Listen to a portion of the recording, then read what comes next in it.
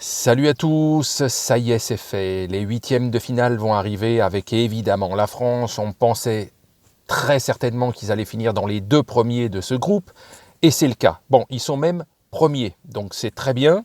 Ça n'a pas été transcendant tous les matchs, ils n'ont pas archi-dominé tous les matchs, ils ont galéré face à la Hongrie, ils ont joué, je dis pas à 100% face au Portugal, mais bon, c'était un match nul suffisait pour être tranquille, pour être qualifié.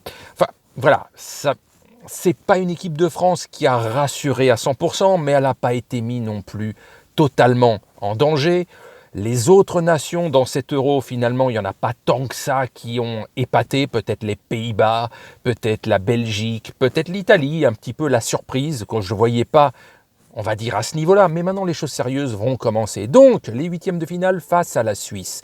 Normalement, ça doit passer crème. Je dis bien normalement, mais des putains de surprises dans le foot, on en a toujours eu. Mais pas ce genre-là. Il faut éviter ce genre de surprise de se faire éliminer en huitième par les Suisses qui sont sortis par la petite porte, puisqu'ils ont fini troisième de leur groupe.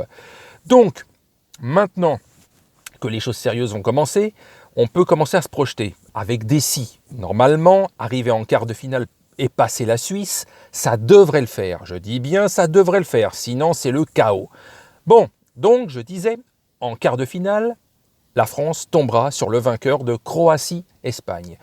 Aucune de ces deux équipes, à part peut-être l'Espagne lors du dernier match de poule, en tout cas les deux premiers matchs, ça a été poussif, ça a été un peu compliqué, mais on va nous sortir. Évidemment, comme d'habitude, ces grosses nations se réveillent lorsque la compétition arrive. Mais enfin, on va dire qu'à l'Euro 2016 et au Mondial 2018, les Espagnols sont passés à travers. Après avoir effectivement dominé en 2008, en 2010, en 2012, ils ont été parfaits dans ces compétitions-là, mais après, ça a été plus compliqué. Donc on va bien voir. Si la France, logiquement, passe la Suisse, elle tombera contre donc la Croatie ou l'Espagne. Et après, en demi-finale, seront dans le tableau de la Belgique, du Portugal à nouveau ou de l'Italie. Voilà contre qui il risquerait de tomber en demi-finale. Donc maintenant, on va voir, les choses carrées, les choses sérieuses vont commencer.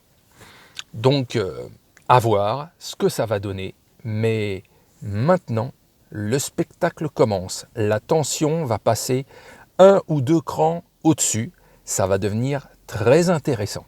Voilà, donc France-Suisse et un possible France-Croatie ou Espagne en quart de finale, en attendant, si tout se passe dans le meilleur des mondes, je dis bien avec des si, en demi-finale, soit l'Italie, soit la Belgique, soit à nouveau le Portugal. Et puis bravo pour CR7 qui vient d'égaler le record de buts de l'histoire en sélection avec 109 buts. Et l'air de rien, ça lui fait déjà 5 pions dans 7 euros à 36 balais. Bravo CR7. Allez, sur ce, je vous salue.